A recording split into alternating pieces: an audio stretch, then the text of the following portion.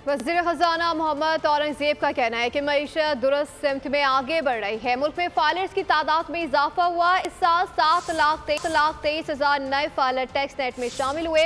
हुकूमती पॉलिसीज़ के नतीजे में महंगाई कम होकर सिंगल डिजिट में आ गई। वज़ीर ख़ज़ाना ने मज़ीद बताया कि IMF स्टैंड बाई एग्रीमेंट कामयाबी से मुकम्मल कर लिया। मईशत की मजबूती के लिए सरमायाकारों का एतमाद बड़ी कामयाबी है। एक्सपोर्ट 19% बढ़ी है। मुल्क के ज़र मुबादला ज़खायर भी बुलंद तरीन सतह पर है। Practically seeing the results of this macroeconomic stability.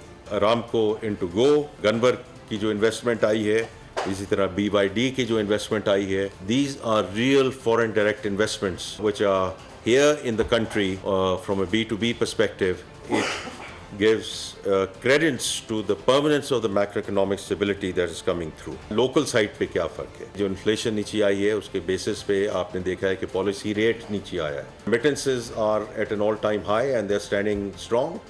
इस वक्त तक जो filing I, there were 1.6 million filers. This has to date doubled. We are now close to 3.2 million filers. Subscribe करें और बेल दबाएं ताकि कोई खबर रह न जाए।